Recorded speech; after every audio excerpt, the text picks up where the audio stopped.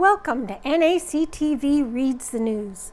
My name is Cathy McGrath, and I'm one of many volunteers that help create programming for our station. NACTV can be seen on MTS Channel 30 or 1030, Westman Cable Channel 17, Bell Satellite Channel 592, or online at nactv.tv. These programs are made possible by our volunteers, staff, advertisers, as well as donations made by you, the viewers. If you are enjoying your NACTV experience, please consider supporting us by either donation or volunteering. You can contact our office at 204-476-2639 or at nactv@wcgwave.ca. And today's issue of the Neepawa Banner and Press is for Friday, September 26, 2025. And we start off fun in the sun at the Langford Walking Trails. Large crowd supports Logan's Walk for Down Syndrome Awareness. And there's some pictures from the event. The 6th annual edition of Logan's Walk for Down Syndrome Awareness was met with ideal weather and a hearty community response on September 21st. Supporters of all ages gathered at the Langford Walking Trail, located just outside of Neepawa, to participate, enjoy the outdoors, and raise funds for the accessible playground in Neepawa. Pictured here are some scenes from the event, including Logan Cox's bright green shirt and a friend speeding off to lead the charge at the start of the walk. They had beautiful weather. We've had beautiful weather in Neepawa all week. Quite fortunate. And High Life puts the fun in fundraising. Yellowhead Center receives $35,000 as part of Fun Day festivities. And pictured, $35,000 of the High Life Fun Day's proceeds was donated to Neepawa's Yellowhead Center on September 20th.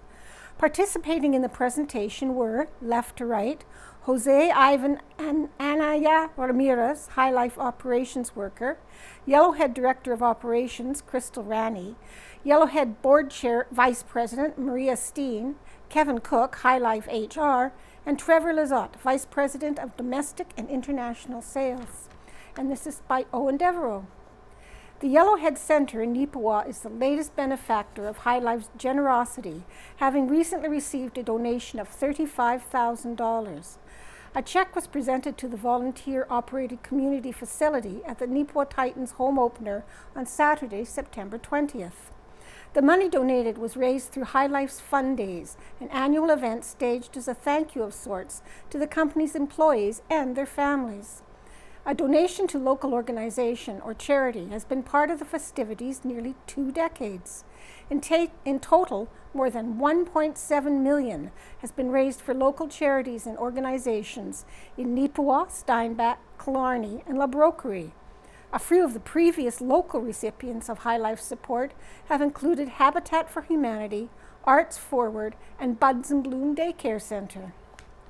High Life Vice President of Domestic and International Sales, Trevor Lizotte, presented the check to the Yellowhead just before the ceremonial puck drop. After the ceremony concluded, Lizotte spoke with the Banner and Press and noted that giving back locally is a huge part of High Life's mantra. It's so important to us, and it's part of our culture to give back to our communities, said Lizotte. Every year, different charities and organizations in the community we serve benefit from the donations. It's tremendous, and we're proud to be able to do something like this every year. As for what this additional cash will be going towards, Yellowhead Director of Operations, Crystal Rani, explained that it's for the new HVAC, heating, ventilation, and air conditioning system for the Yellowhead Hall. Installation by Neepawa Plumbing and Heating has already begun, and the new unit should be fully operational soon. We were able to source a brand new, up-to-date heating unit, and this Fun Days donation will be a big help in the cost. And now we don't have to worry about events being canceled in the winter, said Rani. Rani thanked High Life, as well as the community at large, for helping to raise funds for this important project. The other projects that received support this year from High Life Fun Days included the Killarney Basketball Court Enhancement Project, as well as the Steinbach Community Outreach Program. And there's also a picture here at the bottom of the installation of the new HVAC system for the Yellowhead Hall is already underway. And right in center by Ken Waddell, milestones. This past weekend was a bit of a milestone for me as Christine and I attended the 55th anniversary reunion of the University of Manitoba Agricultural Faculty Class of 1970. The short version of that would be U of M Aggies 70. You do the math, but the youngest students attending were 77 years old. Sounds like fun, eh? In fact, it was fun. Not because the Aggies 70s partied last weekend, like many did back in the day, but fun to see how students, who were just kids when they went to the U of M in the fall of '66, made their way through varied lives. There were stories of marriage and kids, jobs and divorces. There were many jokes about fun things that happened and what disasters were avoided. Aggie 70 grads, about 35 in number, gathered in Winnipeg for 2 days of meals, visiting, and touring the agricultural facility buildings at the U of M. Many of the grads worked their whole career in agriculture. Some farmed, a few still do, even at 77 years of age. There were salesmen, a mortgage broker, grain marketers, retired civil servants in the group. Many, like myself, started out directly in the industry who went into other fields. I've been publishing now for 36 years, but my first actual newspaper experience was a manager with the U of M Manitoban newspaper. That stint was about 2 years while I was still in university. Some of the Aggie 70 grads still live in Manitoba, but there were others all the way from the Maritimes to BC and the United States. So milestones are good markers of time and progress. My wife and I will have known each other for 58 years as of October 31st. We met on Halloween night when my buddies called upon a group of girls to trick or treat for Halloween. My wife had heard about me from a girl in her apartment and was very disappointed when she actually met me.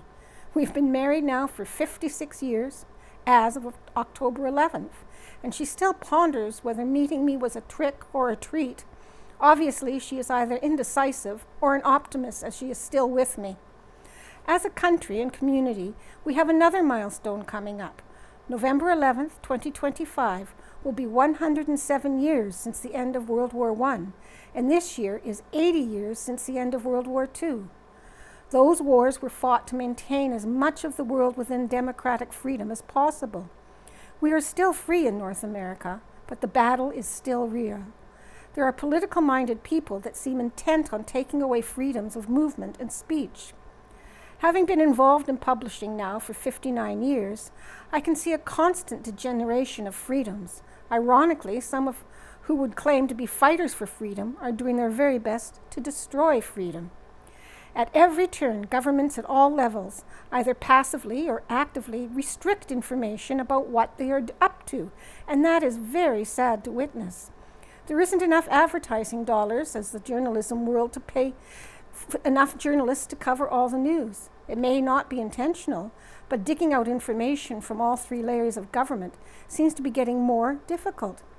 Newspapers, for example, can't always afford enough staff to go to cover school boards, municipal and town councils, along with provincial and federal governments.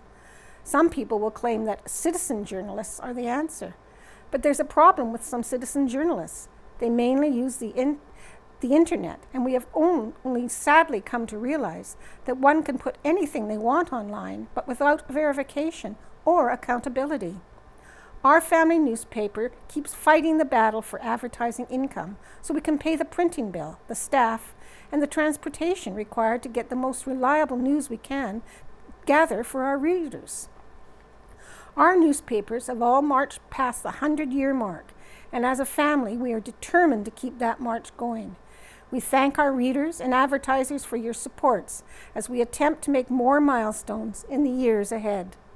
And a disclaimer, the views expressed in this column are the writer's personal views and not to be taken as being the view of the newspaper staff. And Home Buddies by Rita Friesen.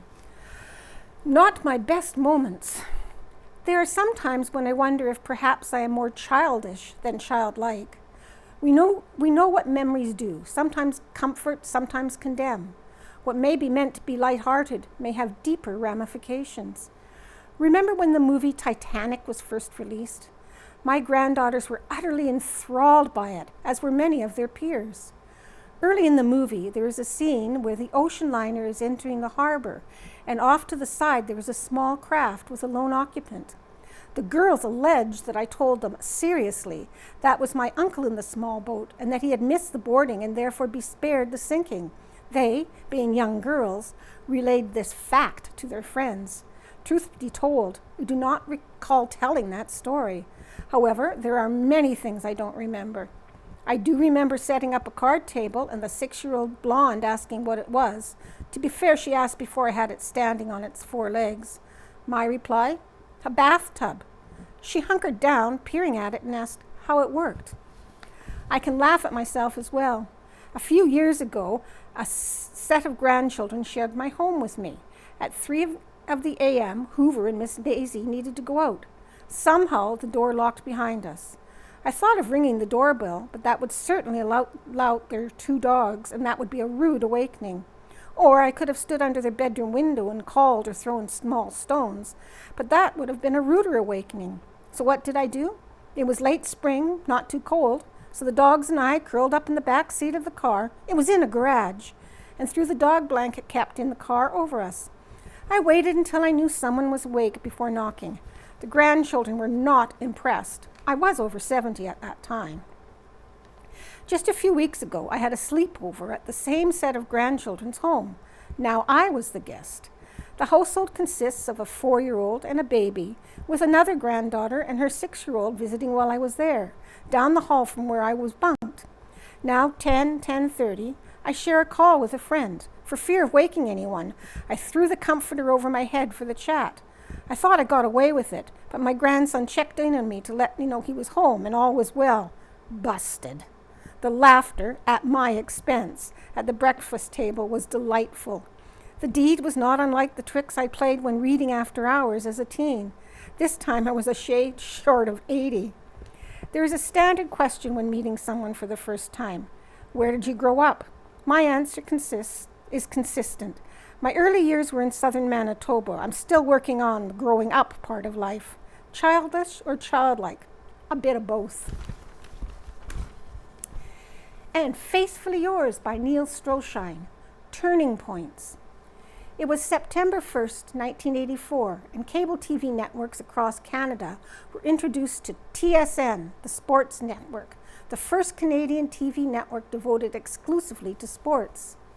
Since I was living in a small rural community at that time, I did not have access to cable TV, but I had a shortwave radio and spent hours listening to news and sportscasts featured on the American Forces Radio Network.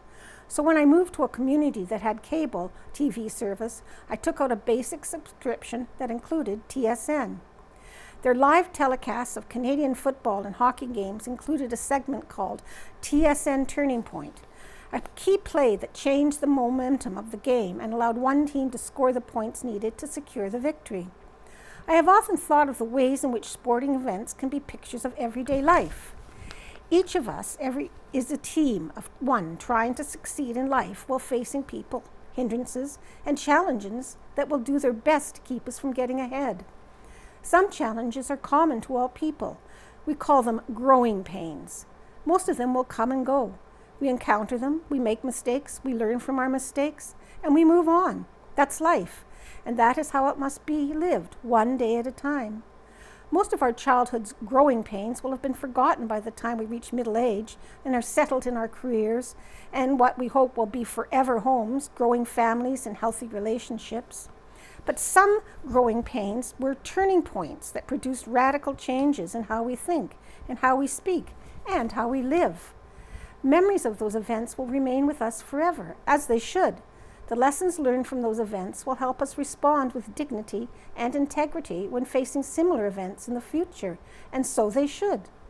One turning point in my life happened many years ago when a doctor told me that, in his opinion, I was the finest candidate for either a heart attack, a nervous breakdown, or both.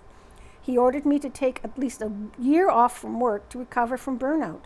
I took his advice. In that year, I changed jobs, moved to a new community, and made some lifestyle changes that improved my overall quality of life. What I learned then helped me identify and deal with the depression I suffered 5 years later, see last week's column. And that was not a first turning point in my life, and it won't be the last. Looking back, I now see how important they are. God uses them to reveal what sins we need to confess, character flaws we need to repair, and to point us in the direction He wants us to go, so that we will be in the right place at the right time to meet and connect with the right people who will help us complete the unique tasks God has called us to complete. Can you think of a turning point in your life? What produced them? How did they change your life? Who did God use to encourage you as you went through the difficult period of renouncing bad habits, severing harmful relationships, adopting new habits, and building new, sustainable, and healthier relationships? In a few days, we will celebrate Thanksgiving. I hope that you will join me in giving thanks for the turning points in life that help us avert disaster and make us the people we are today. And there's a picture here from the Beautiful Plains Museum of Riding Mountain School. And pictured here are students from Riding Mountain School. A year and date were not specified with the photo. The teacher at the time was C.T.G. Bailey.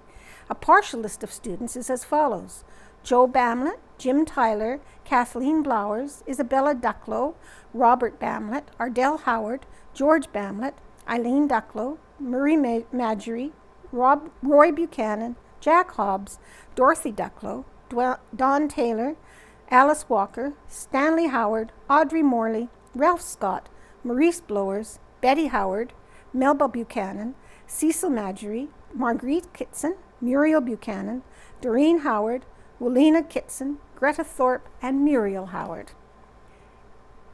And it's a big class. And now we have some letters, or a letter. And this is from Conrad Duick of Winnipeg. A joy and breath of fresh air.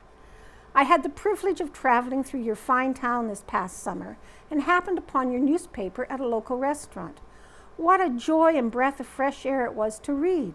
In a world full of negative news and depressing stories, I was delighted to read article after article that were informative, positive, engaging, and fun. From history to local interest, it was just great to read through a paper that was very unlike the city papers I normally see here in Winnipeg or the articles I read online. Thank you for making reading the news an enjoyable experience once again. And again, that's from Conrad Duick of Winnipeg. And we have some thumbs up, thumbs down. Thumbs up. This is from Jim Krasaniak of Neepawa. Teaching independence to children is one of the goals as parents. Learning to tie your own skates at an early age is one such task. And a thumbs up to the Bamboo Garden Restaurant. The staff and chef were amazing. They showed me compassion, kindness, and generosity when I was going through a very difficult time. Many thanks. And that's from Jenny H. of Vancouver, BC. And another thumbs up. It would be very honorable to name the new street leading to the hospital Sayward Way. This was a man who generously gave $1 million to our hospital. He was a very generous, beloved man and should be honored. From Gail Cathcart of Neepawa. So people are starting to think about the name. I've seen quite a few suggestions, mostly on Facebook, but. And Out of Helen's Kitchen by Helen Drysdale. Muffin Mania. Today, muffins are a staple in coffee shops, bakeries, and breakfast tables. They are celebrated for their versatility and deliciousness. From classic blueberry, chocolate chip, or lemon poppy seed, there's a muffin for everyone. The word muffin first appeared in print in 1703, spelled M-O-O-F-I-N, muffin. It would have come from the French word moufle, meaning soft bread, or from the German word muff, which refers to a small cake. Though they may look similar, muffins and cupcakes are quite different. Muffins typically have less sugar and fat than cupcakes, which makes them denser and less sweet. Bake muffins in shiny muffin pans in the center rack in a preheated hot oven. When baking more than one pan of muffins, allow enough room around each pan and between the pans and the sides of the oven for the heat to circulate. Grease or lightly spray the bottoms only of muffin pan cups or use muffin cups. Do not use an electric mixer when beating the batter unless you want to make hockey pucks. Just fold the wet and dry ingredients separately and then quickly and gently fold them together. To test for doneness, insert a wooden pick into the center of one of them and transfer them back to the rack to cool. Wooden pick into the center of one of the muffins in the pan. After baking, loosen and remove muffins as soon as you can handle them. Transfer them to a rack to cool so they don't become soggy. For a special effect, before baking muffins, sprinkle them with coarse sugar and cinnamon mixture. Happy baking. And she has included a recipe for pear ginger muffins, which looks good. And the Gladstone Stock Cattle Market Report by Blaine Houston. The market was still really strong this week on all types of classes. We sold 952 head of cattle through the ring in Gladstone on Tuesday, September 23rd. Cows and bulls sold steady to last week. Feeding-type cows and heiferettes are still selling strong. High-yielding cows traded from 205 to 2.24. D3 older type cows, 150 to 200.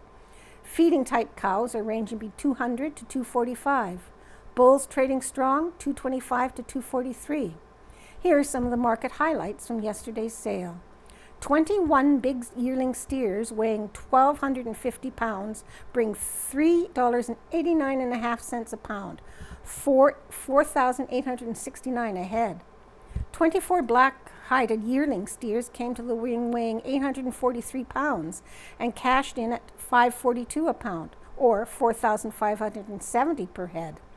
8 black steer calves weighing 506 pounds stamped their ticket at $7.20 a pound, $3,643 a head. On the heifer side of things, 13 mixed yearling heifers weighing 13 pounds bring $3.89 per pound, or $47.18 per head. 9 black yearling heifers weighed 777 pounds fetch $5.16 per pound, or $4,010 per head. 4 red heifer calves weighing 519 pounds bring $6.31 per pound, or $3,275 a head. Plainer type cattle are still seeing some discounts. As you can see, we had a very powerful market on Tuesday. And some scary news. Beautiful Plains Museum at risk of closing. Volunteers are the heart of the museum. The Beautiful Plains Museum has not been successful in recruiting new board members and volunteers. It is at risk of closing. The struggle to find volunteers and new board members has resulted in the current board dissolving at the annual general meeting in November. There is a need to form a new board. The Beautiful Plains Museum was established in 1976 to collect, preserve, and exhibit historical artifacts from Neepawa and the adjacent municipalities of Langford, Rosedale, and Lansdowne. The artifacts that have been donated by families who are among the original homesteaders and who still live in the area will no longer have a safe home.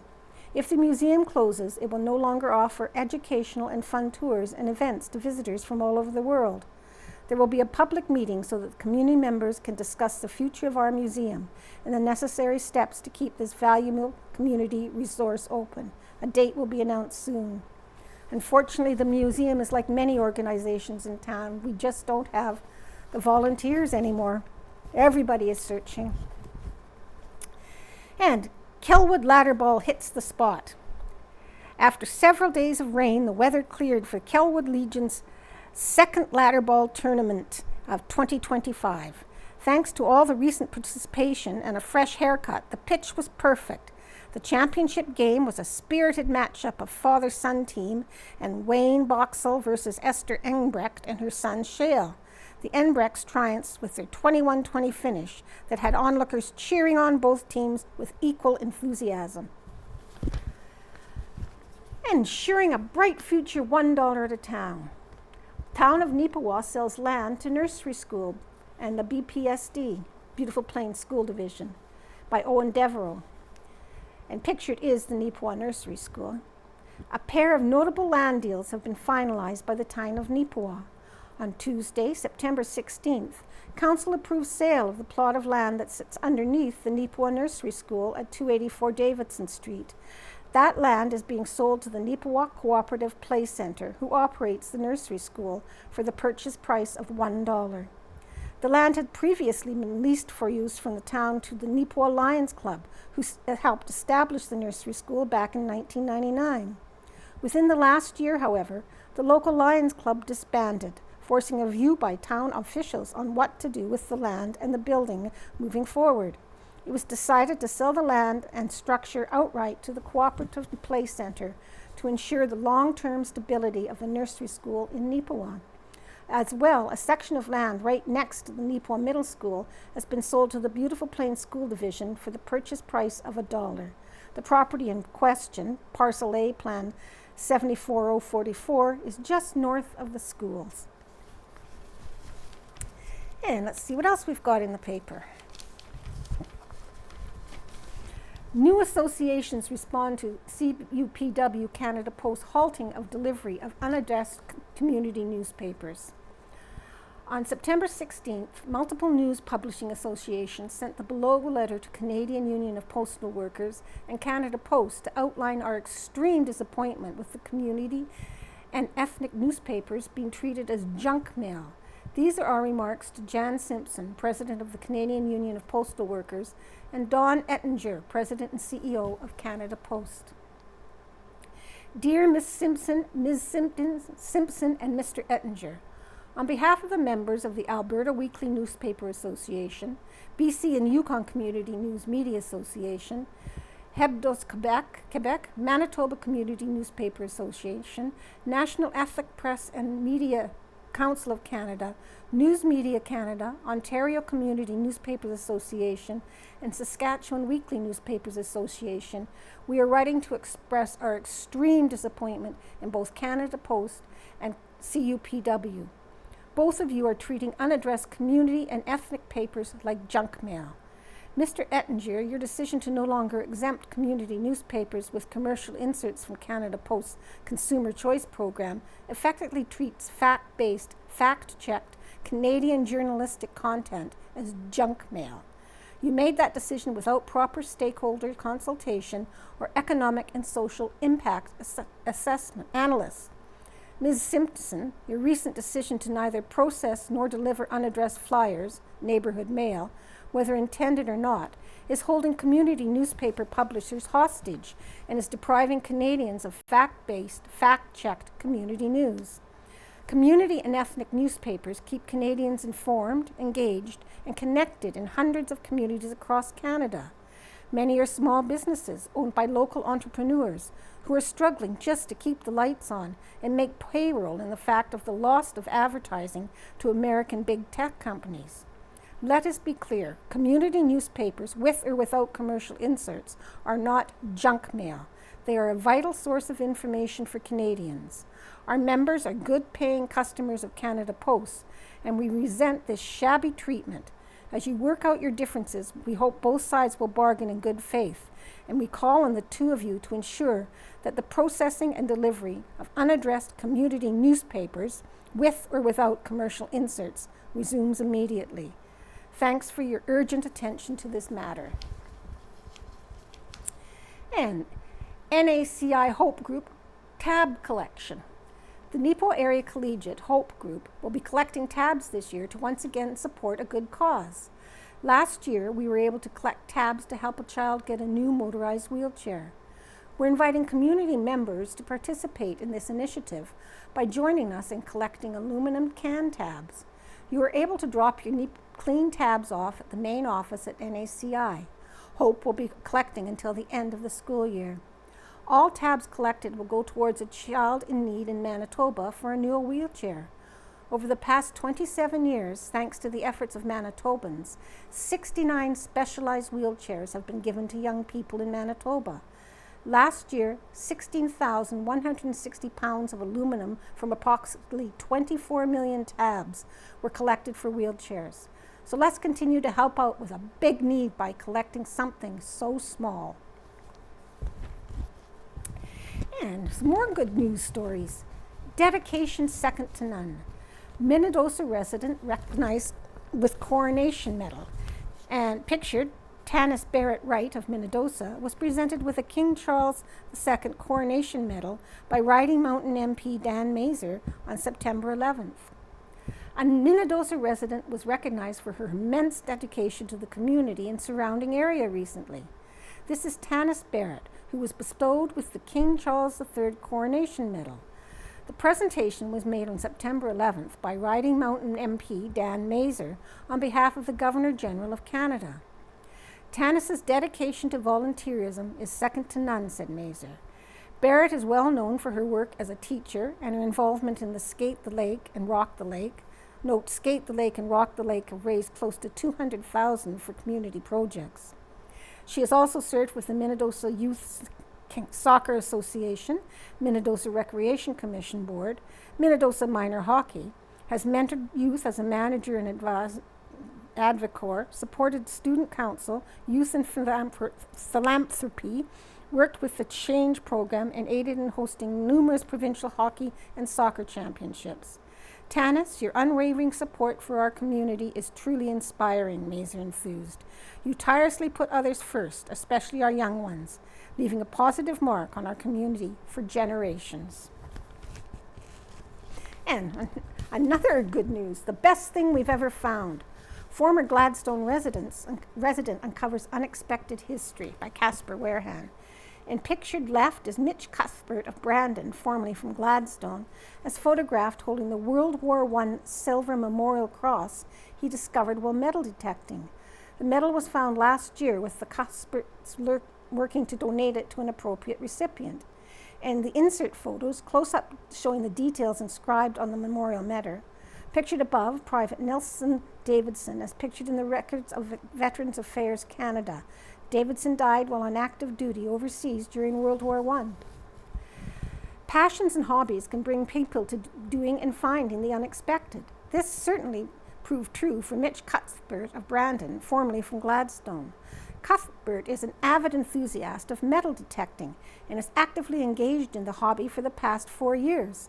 This hobby led him to finding an unexpected piece of history, a World War I medal. I was in Russell, Manitoba for work. In the evenings, rather than just sit in my hotel room, I brought my metal detector with me, said Cuthbert. There's a park there just behind the old folks' home, for lack of a better term, so I went out there after work. Cuthbert added, I was just doing my thing and I got a good signal. I dug and there it was about 6 inches down. Due to how the signal showed on the metal detecting equipment, Cuthbert had originally thought he would be a silver dollar. Upon seeing the shape of the item when it was dug up, he noted that it struck him as odd but neat. I put it in my pocket and kept doing my thing. Then when I got back to the hotel, I cleaned it up a bit and looked at it a bit more, said Cuthbert, realizing that it was an old medal. I was kind of excited. It was always in my bucket list to find a war medal. Cuthbert then texted the unique find to his parents, who also share the metal detecting hobby. We went back and forth for a bit, and my mom said, this is probably the best thing we've ever found, because it actually has some history to it, said Cuthbert. According to available details, the medal is a civil memorial cross in the commemoration of the Private Nelson Davidson's passing and would have been presented to his mother, Martha. Nelson was born at Owen Sound, Ontario on December 19, 1888, to parents William Davidson and Martha J. Burroughs. He, as well as his brother George, later lived here in Russell. Nelson served in World War II, enlisting for service at Brandon on December 23, 1914. He saw action overseas with the 1st Canadian Mounted Rifles, Saskatchewan Regiment, and received the 1915 Star. Sadly, Nelson was killed during active service in June of 1916. He was commemorated at the Menengate Ypres Memorial, located at the eastern side of the town Ypres, now Ypres, in the province of West Flanders. The memorial bears the name of 55,000 men who were lost without trace during the defense of Ypres salient in World War I. His brother, Private Robert Davidson, also served in World War I. He was enlisted with the Canadian Infantry Manitoba Regiment in the 78th Overseas Battalion. Robert was also killed in the line of duty and is commemorated at the Regina Trench Cemetery in Somme, France. Cuthbert noted that the discovery of the medal actually occurred in 2024, but he and his family have been working since then to find an appropriate home for it. Having been unable to locate a member of Nelson Davidson's family to accept the medal, Cuthbert and his family now have a different destination in mind. I think we'll donate it to the Legion or a museum around Russell, somewhere close to where the gentleman was from. We've been in contact with Veterans Affairs, and I think that's the plan, said Cuthbert. We're going to make a nice display table because we have the guy's picture. The ribbon for the medal is all rotted away, but the medal's in good shape, and you can get those ribbons from the Legion. So we'll put it together, make up a nice presentation, and donate it somewhere in the area. Cuthbert added, it's something we want to share because it's a big piece of history. Providing a final comment, Cuthbert reflected on the day of the find and the pending donation of the medal. The Lord Jesus Christ really blessed me that day. It's really good for the hobby. It was a good day, and I just remember being really excited, said Cuthbert. And, of course, to be able to get that history out there, too. People tend to forget a lot about that, the war and the freedom from it. So being able to put it there, that to light, too, is really special. It's a gentleman who did overseas fighting for us. Excuse me. And we'll come back to that one. And I'm not going to read all these names out. It's meet the teachers. But I will read the schools. Beautiful Plains School Division, Hazel M. Kellington, Neepawa Middle School, NACI, J.M. Young School, R.J. Waugh, Brookdale, Carberry Collegiate, Acadia Colony School, Fairway Colony School, Riverbend Colony School, Rolling Acres Colony School, Sprucewood Colony School, Twilight Colony School, and Wellerton School. And all the teachers' names are listed under the schools. And the Pine Creek School Division, Langruth Elementary School, Plumas Elementary School, Gladstone Elementary School, William Morton Collegiate, McGregor Collegiate Institute, Cascade Colony School, Emerald Colony School, Forest Home Colony School, McGregor Elementary School, Austin Elementary School, Hidden Valley Colony School, and West Plains Colony School. And the Turtle River School Division, St. Rose School, Glenetta School, Alonza School, École Laurier, McCreary School, Grass River Colony School, and Parkview Colony School. And also Rolling River School Division, Tanner's Crossing School, Erickson Elementary, Onanol Elementary, Rapid City Elementary, Rivers Elementary, Minnedosa Collegiate, Erickson Collegiate, Forest Elementary, Rivers Collegiate, Douglas Elementary, Cool Spring Colony School, Dearborn Colony School, Oak River Colony School, and Westview Colony School. So that's a lot of people who are devoting their life to teaching our kids. So it's nice to kind of acknowledge them. And from the Beautiful Plains Archives, the senior 4-H members of 1980. Pictured here are some of the senior 4-H members, 15 years and over, from 1980, pictured in August at the Southwest Regional Meet of the 4-H Horse Club held at Big Valley. Pictured from left to right, Belinda Aiken, Shonda Drader, Lori Hall, Cathy Jakubowski, Kim Kilbacki, Carolyn McLeod, Sheila Tanner, Karina Jasnick.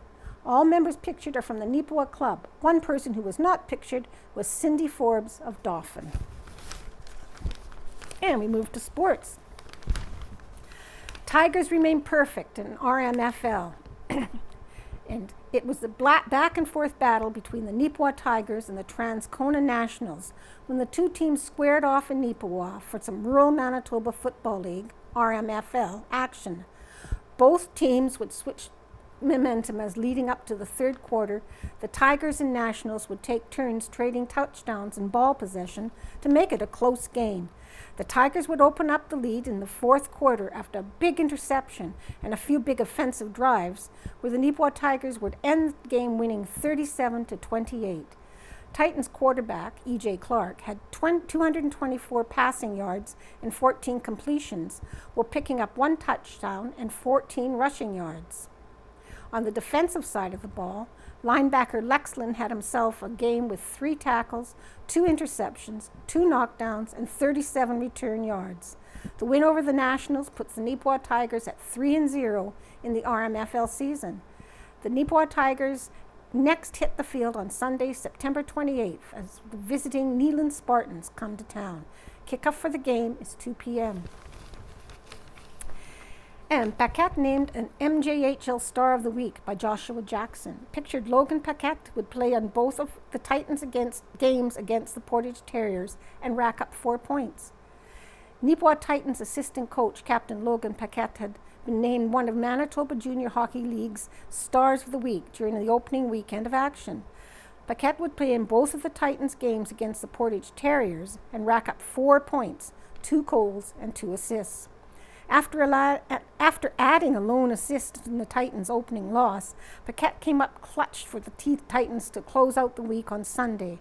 After scoring a power play goal in the second period at Portage, Paquette would break the 3-3 tie in the third and score the game winner when he came down the left side and snapped one to the back of the net.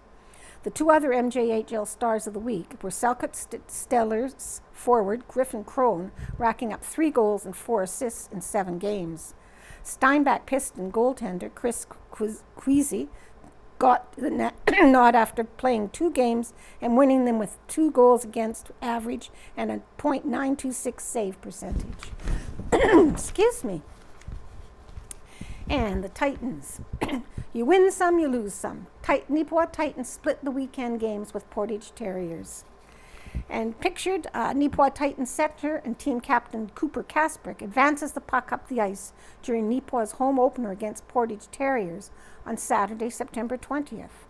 And also next up, Neepawa Titans host the Dauphin Kings Friday, September 26th, before heading to Dauphin for a bout with the Kings on September 27th. The Titans then welcome the Winnipeg Blues to town for an October 1st matchup. Puck drop for both home games is 7:30 p.m. And this is by Owen Devereaux. When it comes to last weekend's results for the Neepawa Titans and Portage Terriers, perhaps we can just chalk it all up to nerves, as both teams ruined the other's regular season home opener. First, the Terriers took advantage of Neepawa's porous penalty kill, scoring 4 times with the man advantage. That power play dominance led to a 5-2 Terriers win at the Yellowhead Centre on September 30th. Portage went 4 for 9 on the night. While the Titans were held scoreless on 3 separate chances, Neepawa scored a pair of full strength, with DJ Maloney and Jack Clark claiming their first goals of the season. Titans head coach and general manager Ken Pearson said when it came to all the penalties, it was a case of opening night nerves. We were undisciplined. These were penalties that could have been avoided, and when we were on the penalty kill, we just couldn't execute the plan like we practiced, said Pearson. The next night in Portage La Prairie, these 2 teams would meet again, and it would be Neepawa would play spoiler, defeating the Terriers 5-3 on this night. The Titans played in a more focused manner and kept the penalties to a minimum. Portage was held scoreless on 3 power play chances, while Neepawa scored once on one of their 3 opportunities. Logan Paquette scored twice, including the power play marker, while Keenan Skrupa, Kyle Weisgarber, and Jack Clark tallied the rest. Goaltender Alex Miners earned the win, his first in the MJHL, with a 35-save performance. Pearson said the effort on the road was much more indicative of what his team should do this season. We made a few changes on the line pairing, up front with the additions of Rowan Michaluk and Finn Brennan. Their level of complete and abrasiveness on a line with Ryan Harris was a good momentum changer. Our veterans as well stepped up. Logan Paquette had a good night, and just some of the other guys. They may not have shown up on the stat line, but it was seen on the ice, and it impacted the game. They were more dialed in, more structured, and when we as a roster do that, I think we can compete with anyone, said Pearson. Next up for Neepawa was a home game versus the Weway-Sikapo Wolverines on Wednesday, September 26th. The Titans then have another home game, and this time against the Dauphin Kings. The first of these 2 will be at the Yellowhead Centre on Friday, September 26th at 7:30. The next evening, the 2 teams will play again, this time at Dauphin Credit Union Place. And gardening time again, and unbeatable. Look at this giant root vegetable pictured right here. Neepawa Banner and Press reader Edward Lewandowski brought in this very large beet that was picked out of his home garden. The beet weighed in at 7 pounds. According to the Old Farmer's Almanac, beets range in size of a golf ball to a tennis ball, making this one an exciting exception. The Neepawa Banner and Press loves to see your large and unusual shaped fruits and vegetables that you have harvested. And now we'll go on to the Farmer's Almanac. If I can make my way back there, lots of pages to turn. Farmer's Advocate. Rural Win. MASC offices reopen in Verdon and Shoal Lake. Local leaders call move a step towards stronger rural economies. By Dale Davison. And above picture, Minister of Agriculture Ron Cathy cuts the ribbons to officially open the MASC Verdon office. He is joined by MASC Vice Chair Don Koteski, Verdon Mayor Tina Williams, RM of Wallace Woodworth Reeve, Clayton Kennart, Municipal and Northern Relations Minister Glenn Samard, and John Ploman, Chair of the Board of Directors for MASC. And in the bottom picture, the new Manitoba Agricultural Service Corporation office in Verdon is located at 297 7th Avenue. 4 years ago, the provincial government closed 21 Manitoba Agricultural Service Operations Corporation MASC offices across Manitoba. Producers, agricultural organizations, and local governments protested the move, seeing it as a hardship for farmers and a move to centralization that would hurt rural centers such as Verdon. A plan to reopen some of those offices was announced in January of this year, and as of last Friday, the Verdon and Shoal Lake locations were once again open for business. John Plomans, chair of the board of directors for MASC, introduced Minister of Agriculture Ron Cathy, who said, "Farmers want to ensure they have tools to maintain and govern their farming operations. I know that MASC welcomes clients. Clients will welcome the convenience of having a local team available to help them with all their risk management, lending, and other agricultural services. That also strengthens farm families, rural communities, and our province as a whole." Scott Phillips, councillor for the RM of Sifton and vice president of the Association of Manitoba Municipalities, AMM, recalled the past closures of service branches across the province. Phillips said 3 words: rural economic reconciliation. Years ago, branches were closed across the province. We're not going to point fingers, but it was a shame that so many agencies like this were closed. We've been very fortunate over the last half dozen or so years to be included in the conversations with the past government and this government on reopening some of these key centers in Manitoba. We've been involved. We were told no. I don't know how many times, but no just meant try harder and make a better plan, calling Verdon an ideal location in Western Manitoba. Phillips said this really is the center of it all. Verdon Mayor Tina Williams said, "The value of having a local office for our surrounding farm communities cannot be overstated." Our RM of Wallace Woodworth Reeve Clayton Kennart agreed and added that he hopes the reopening of an office so important to the region will prove to be the first step in decentralizing other government services, bringing them closer to the people that use them. Along with the Verdon office, the Shoal Lake office is also reopening, and the 2 locations will serve 650 to 700 farmers and agricultural businesses in the surrounding regions. Each new service center will be staffed by 4 full-time employees and a team of insurance adjusters.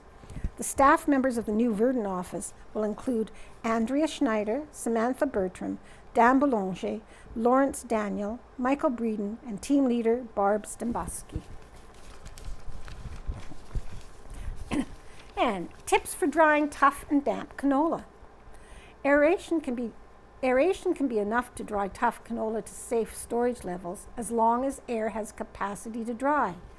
Damp canola will require heated air drying. Safe levels for long-term storage of canola are grain moisture of 8% and grain temperature of less than 15 degrees Celsius. Canola is considered tough as moisture levels between 10 and 12.5%, and damp is anything above that, according to the Grain Grading Guide. To dry tough canola with aeration, the bin needs adequate airflow, and that air needs capacity to dry, which means it has to be warm with low relative humidity. Damp canola will require heated air drying and rigorous management condition for the safe storage. Grain dryers, dry canola as soon as possible. While waiting, aerate continuously if possible, and move damp canola back and forth between storage facilities to prevent storage. The combination of aeration and movement is ideal. Continuous flow or recirculating batch drying systems are preferable. They reduce the potential for seed damage from heating and allow for slightly higher drying temperatures. For very damp canola, growers may prefer to run the grain through twice at the lower temperature to prevent seed damage and reduce the risk of fires. Also, if the dryer has screens, make sure the screen size is small enough to hold canola. Another option is to add heat to a bin aeration system. Talk to your bin and fan suppliers for details. Check the maximum safe drying temperature for your system, then reduce it by 11 degrees Celsius when working with damp canola as opposed to tough. As moisture content increases, it gets much easier to cook your canola in a heated air drying system. Over-dry canola slightly when using heated air. As grain cools when moved into storage, moisture content tends to rebound slightly. Over-drying compensates for this.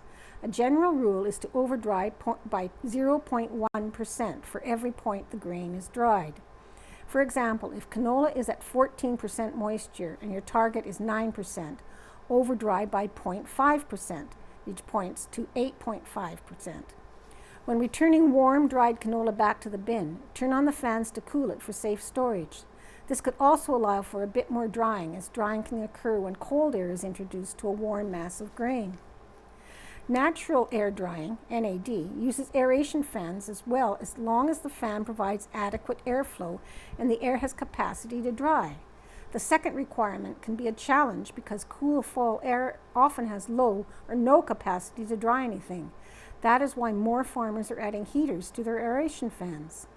Increasing the temperature of the incoming air basically reduces the relative humidity of the incoming air, which increases the capacity of the air to hold and therefore remove moisture.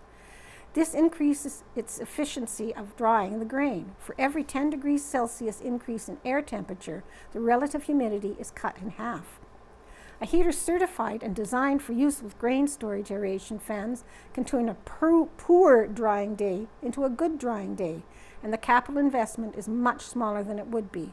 For a batch dryer setup, generally a poor drying day is when RH, relative humidity, is 70% or more, where the temperature is 10 degrees Celsius or less. The general recommendation for adding supplemental heat to an aeration system is to increase air temperature to no more than 15 to 20 degrees Celsius, although the higher the fan's airflow, cubic feet per minute per bushel, the more heat you can add. Airflow rate needs to be at least 1 cubic foot per minute per bushel for moisture removal. Insufficient airflow can result in high moisture zone near the top of the bin that can initiate spoilage. The greater the depth of the canola in the bin, the more fan capacity you will need to move air through it effectively. Large diameter bins that provide uniform airflow through a perforated floor may have an advantage when handling damp grain. If you suspect airflow is insufficient, remove some canola to reduce the depth. Side benefits of removing some grain are that it disrupts any high moisture areas that are developing, and it flattens the cone, which could help make the air path more consistent throughout the bulk. Temperature of the grain itself plays a role in the efficiency of NAD with supplemental heat. If the grain is already cool, less than 5 degrees Celsius, NAD with supplemental heat will initially add moisture to the grain. It will take some time before drying starts, but the bulk will warm up eventually, and drying will be accomplished. If the grain is still warm, then NAD plus supplemental heat can work very well. Make sure to have good ventilation at the top of the bin to allow warm, moist air to escape. Inadequate ventilation in the headspace will result in condensation on the top layers of grain. For effective drying using supplemental heat, the bin needs to be turned frequently, every day to every few days. Without turning, it will take substantial time for the drying front to reach the top layers of the bin. And finally, monitor regularly during and after the drying process. Cool the grain after drying, aiming for a safe storage temperature of less than 15 degrees Celsius. Note that blowing cool air on a warm grain will remove some additional moisture, so drying may be complete when moisture is within 1 percentage point of the target. And a picture, it says, "Don't have a cow, man." And in a pasture near Mountain Road, this large black bull seems to be a bit lonely, as his cows have perhaps moved on. All he has to do is eat and sleep in his own part of the world, as his work is likely done for the season. Late summer rains came in timely fashion to keep the pastures green leading into the fall. And an op-ed, "Relationships Matter," by Cam Dahl, General Manager, Manitoba Pork Council. On September 17th, the Office of the United States Trade Representative, USTR, began a 45-day public comment period on the effectiveness and impact of the Canada-US-Mexico Agreement, CUSMA, and public hearings on CUSMA will be held in the US this November. The process to review Canada's most important trade agreement has begun. Our relationships with our partners, customers, and suppliers in the US matter now more than ever. Recently, Manitoba Pork was on a mission to Iowa with Manitoba's Minister of Agriculture, Ron Cottishan. It was an important opportunity to talk to Iowa's farm leaders and politicians about the value of our integrated market and the trade between us. We could not have received a warmer welcome. There is a strong understanding south of the border about the value of our trading relationship. The USTR and the US Congress will likely not give a lot of weight to comments from the Canadian pork sector, Canadian agriculture in general, or even our federal and provincial governments, but they will listen to the governor of Iowa and elected representatives of Iowa's agricultural base. While it might look good on social media or on television for a Canadian politician in a fit of pique to pour out whiskey distilled in Manitoba over a disagreement with a multinational company, or to threaten to turn off the lights in American states, this is not how strong, positive relations are built. Relationships are built by showing up at state fairs as friends and neighbors. Canadians cannot afford to have potential allies in the US and Mexico turned off by aggressive commentary coming from north of the 49th parallel. We need partnership, not rhetoric. For Canadian agriculture, this outreach could be the top priority for the industry, especially for the 90% of Canadian farmers who depend on international markets for their price discovery and sales. While we must look to diversify our markets, we cannot replace the US as a destination. For example, Manitoba ships over 3 million live pigs to be finished in the US every year. Today, these exports are moving under the protection of CUSMA. If we were to lose that protection or have the integration between producers in the US and Canada weakened, these animals would have no alternative markets, and communities across our province would feel the economic impact. Canada's federal, provincial, and territorial agricultural ministers met in Winnipeg the second week of September. I am hopeful that they will discuss development of a strategic outreach plan with our partners in the US. Not every minister needs to visit every state capital in the lower 48 states, but we should have a plan in place to have at least one agricultural delegation reach out to most of them before the 45-day comment period on the effectiveness of CUSMA expires. Which brings me to my closing observation. The US has started public consultations on the effectiveness of CUSMA. When are Canadian consultations going to begin? The best time to start the development of strategic pan-Canadian agricultural position on the key elements of the CUSMA would have been about 18 months ago. The second best time to start this dialogue with the agricultural community is today. If this does not occur, Canada runs the risk that we will get into the critical part of the CUSMA review with both industry and governments divided. That could be a mistake and has far-reaching consequences for farmers from coast to coast. For agriculture, the overall goal going into the CUSMA review must be the preservation and expansion of the integrated North American market for both agricultural commodities and food. For the betterment of farmers, processors, and consumers, we must actively target the elimination of tariff and non-tariff trade barriers, including regulatory misalignment between Canada and the US, increased use of restrictive country of origin labeling requirements, and individual state regulations that restrict trade within North America. Our strategic discussions with our CUSM partners should also recognize that in an increasingly less stable international trading environment, secure trade with North America of agricultural commodities and food contributes to the national security of all three CUSM signatories and helps deliver a reliable and safe food supply for North American consumers. And now we'll move back to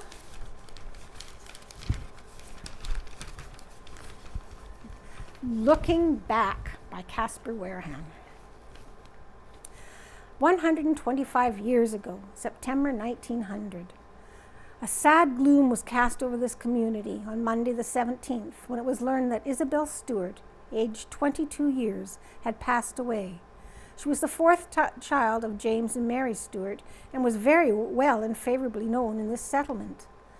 Until recently, she had been attending school in Portage, and while there, evidently contracted an illness, which resulted in her untimely death.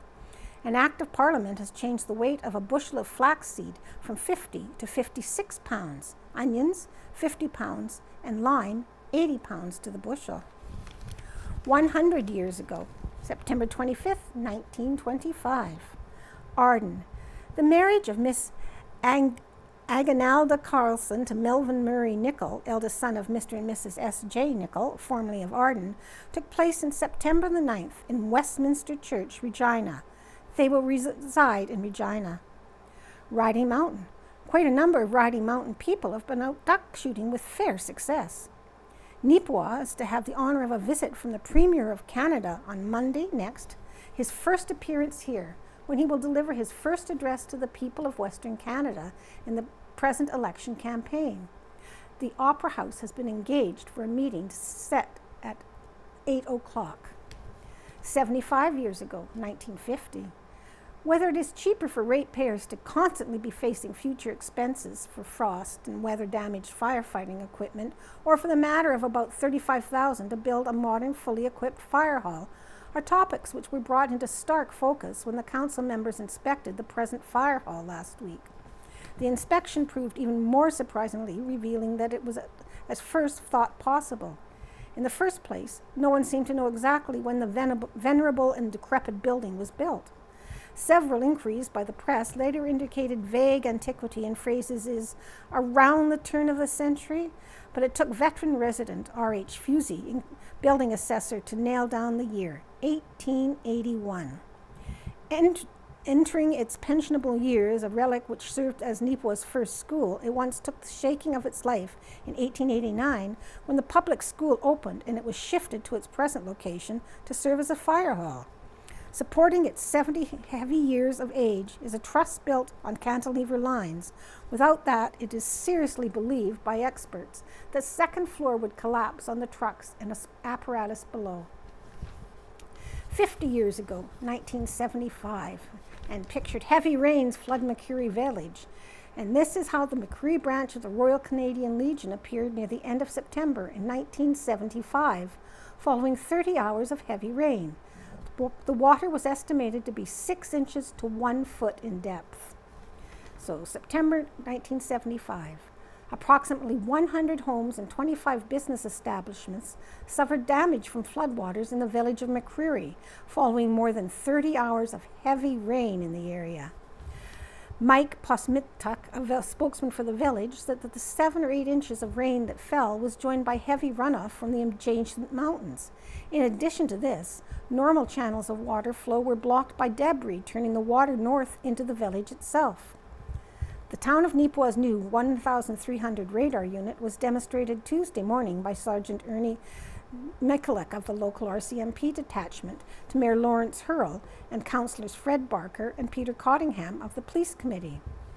Mr. and Mrs. E. Block had the misfortune to lose their bales of hay and some grain when lightning struck their barn Wednesday evening about 7 p.m. Plumas Fire Brigade were called and many neighbors gathering, but were unable to save the building. Evans Lanes have recently installed a series of new pin-setting machines that are much more simple and efficient than the old-style machines were. The pins are attached to the machine by lengths of cord attached to a reel within the machine. The pin setters feature many unique innovations and are the latest and the best equipment to come on the scene. Manufactured in Toronto, they cost a great deal more than conventional pin setters, but should represent a considerable saving in terms of maintenance. The board of Neepawa District Memorial Hospital, at its regular meeting Monday, September 15th, accepted the tender of Neepawa Medical Dental Holding Company Limited in the amount of $16,500 for the sale of the nurses' residence and property, subject to the approval of the sale by the Minister of Health and Social Development. The McCreary Daycare Center is on one step nearer to its doors. On Sunday, September 14th, Mr. and Mrs. Bill Miscavige celebrated their 45th wedding anniversary, and it was also Bill's 80th birthday. Approximately 75 friends visited Bill and Leah at open house in the afternoon. 20 years ago, September 2005, the town has received an offer to purchase the site of the former Hamilton Hotel, but no deal has yet been finalized, Mayor Bob Durston said last week. Organizers of the 25th annual Terry Fox Run in Neepawa expected to draw more participants and raise more money than in previous years. But John Nelson, who organized the event with his wife Cherry, said they didn't expect Sunday's turnout or the money raised. The 25th annual run raised $12,360, with 151 people participating in the 3.5-kilometer event. Beautiful Plains Community Foundation is set to mark its 10th anniversary.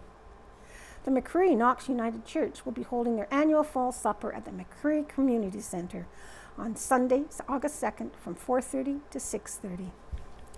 And finally, NACTV, that's us, that's who you're watching, has highlights of the week. September 29th at 12:15. Highlights of the week, the Volunteer Fair, September 29th at 12:15 p.m., October 1st at 3:30 p.m., and October 5th at 8:15 p.m. And Neepawa's Got Pride, September 29th at 8 p.m., October 2nd at 2:30 p.m., and October 4th at 10:30 a.m. Neepawa Titans Hockey, September 30th at 3 p.m., October 2nd at 10:30 a.m., and October 4th at 7:30 p.m. And bingo, don't forget about the bingo. Our bonanza is over 22,000 and the toonie pot is over 200. We're still looking for more bingo callers. If you want to come in and help rotate out with other callers, we'd appreciate it. Pays $20 for the calling. And as always, and as every other organization in this community, we're looking for volunteers to come and help us out, or donations, or even people to come and advertise on a TV station. It would all be appreciated. And that concludes the reading of the Neepawa Banner and Press for Friday, September 26, 2025. I hope you enjoyed it.